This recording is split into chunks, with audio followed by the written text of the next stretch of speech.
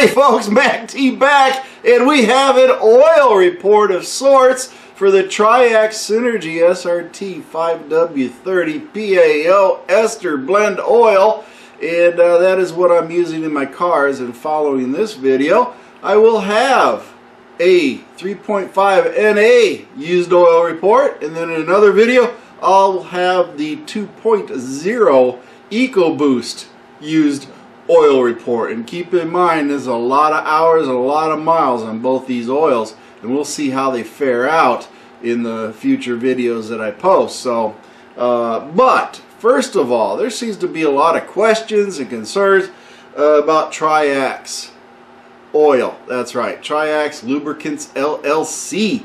And I did some quote-unquote research on the old interweb, and I found out some tidbits of information that I thought was interesting. And number one, that I determined I cannot locate any facility that actually makes Triax. Even though it says made in the USA, I cannot find a mixing or blending facility that goes in there. But I have found tons of interweb information concerning the way that the product is arrived and is sold. Now, number one, the Triax Lubricants North America does import, that's right, import lubricants from GmbH and Company KG, a supplier based in Belgium.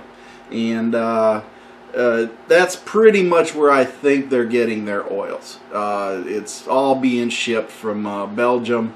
And then I think Triax is nothing more than a marketer.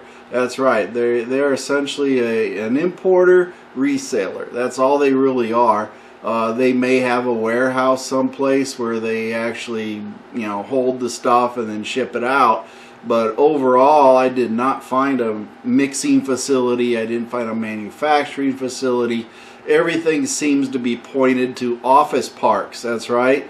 And I did some more research, and the oil is actually overall owned by a Remmco, R-E-M-M-C-O, International Holdings Limited Liability Company, and the owner of this company is George Vissan.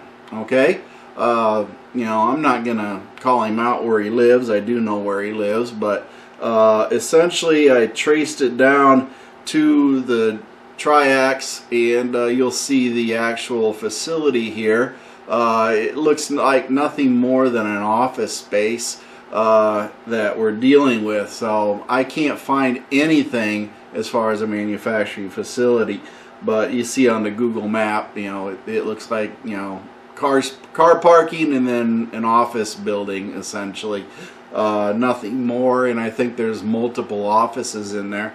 So that's where we're at. So essentially they're a merchant, and they arrange for the shipments to come in and then where to be distributed to based on the orders. And it's just basically paper pushing with no real, quote-unquote manufacturing facility that I see.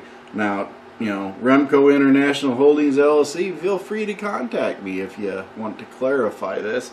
Or George, give me a call. Hey, I'm just trying to be fair, but finding contact information other than calling them for shipping concerns essentially relates to nothing more than a call center and shipping organization. So that is pretty much where we're at with this oil. As far as where it comes from and where it's made, I think the US Made in USA sticker is slightly off. They might be able to answer up whether or not it's made in USA, but I do question it. Does it affect the quality of oil? I don't think so. I mean, I'm going to say the testing turned out pretty good for the VOA, and we're going to go over that here right now. And I said, of course, my favorite lab, Blackstone. If nothing else, I have continuity with them, and their results to me are always consistent in that aspect. Everybody has their opinion. Put them down below, one lab to another. But this is the lab I choose to use, and this is how I get my results. But I did send up the virgin Triax Synergy SRT, and had a couple traces of metal that turned up, but it's typical of an unused oil, and that the 9.91 CST viscosity is within the expected range for unused 5W30. Now, I will say that this 5W30 is on the light side of 5W30, okay? It is not in the middle, it's not at the high end, it is right on the cusp of being light. So just keep that in mind as far as what you're doing.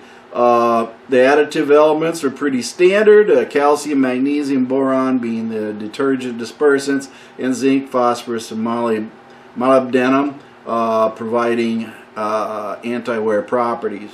It's good to know the oil contains a little silicon and sodium, because less common additives that double as markers for dirt or coolant. So keep that in mind when you do your testing. The TBN was at a 4.9, and they say the oil will work pretty good. Now, going down from the test, we had a 1 part per million aluminum, we had 0 chromium, we had 1 part per million iron, and we had 0 copper, 0 lead, and the tin was at 0. The molybdenum, it was at 14. I'm not going to say that this is stellar, folks.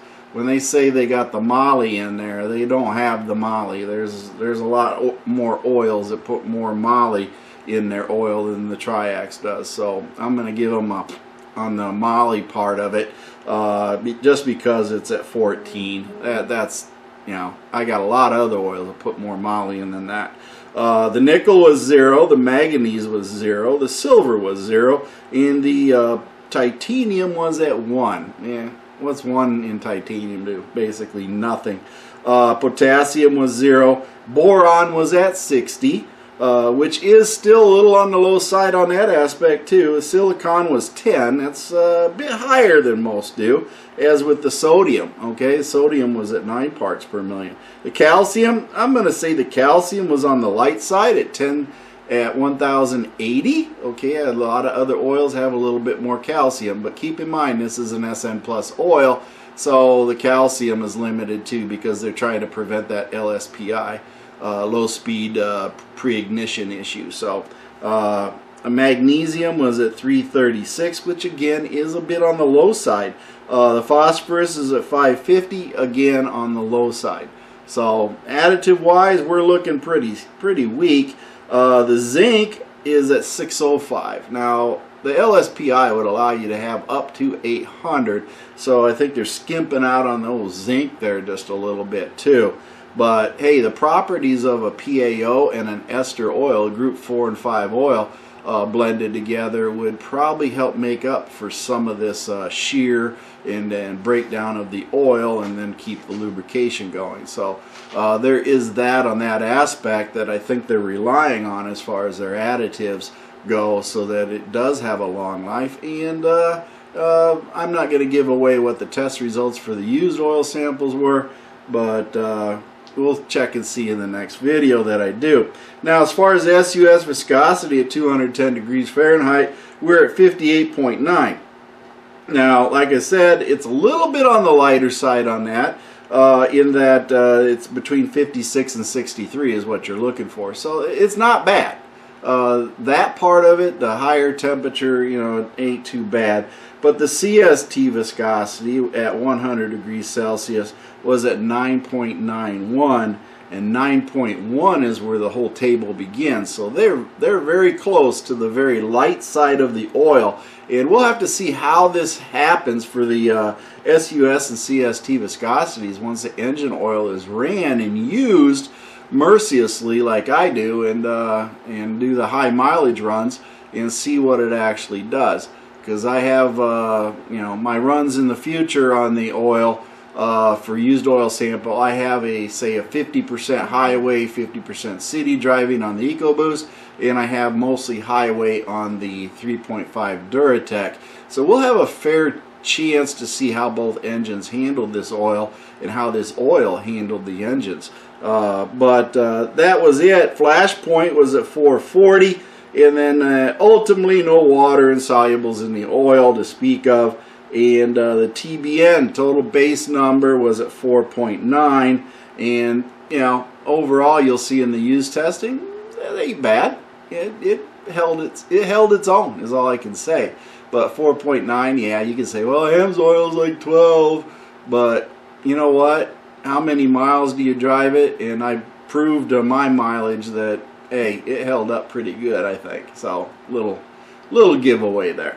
But anyway, that is it for the Triax Synergy SRT 5W30 PAO synthetic. I hope this all helps you out as far as making decisions on the oil.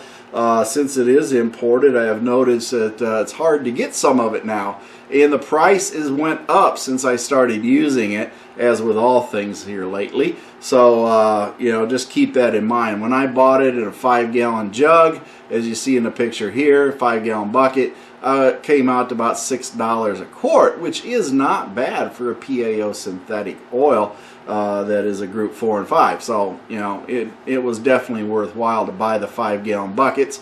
And they are not a sponsor, but you can go to their website and order the 5-gallon buckets. Amazon is only selling the quarts, and those quarts are way up there. So, yeah, you just got to find the best way to do it. And I'm thinking, you know, if I were to buy, I'd probably go direct to the company and buy the 5-gallon buckets and call it that. But I'm probably going to move on to another oil because, as you all know, I don't stick around one oil very long. I've done my testing, I'm satisfied with what I got, and I will probably move on to another oil, especially for this EcoBoost, because I know how the Duratec handles everything. You know, you throw lawnmower oil in Duratec and it'll still run. It doesn't matter. But the EcoBoost, yeah, EcoBoost a little bit different, I'm finding out. So you gotta take and make sure you know what you're doing with the EcoBoost. But keep in mind, I'm going to experiment with the EcoBoost also in the future, and some of you may actually fall out of your chairs when I do that experiment. But hey, you know, if I ain't going to do it, who's going to do it? So I'm going to either prove or disprove myself in some of the future oil videos. But hey, that's where we're at, and this is Mac T, and my feet hit the floor today. I'm having a great day, and I want you to have a great day too. Band of One always has some great music, and Mercy Girl, heck, I'm putting her to work this Saturday on Herbie, so yay! Thank you for watching Mac T's videos, and remember to like and subscribe. This is a Mercy Girl production.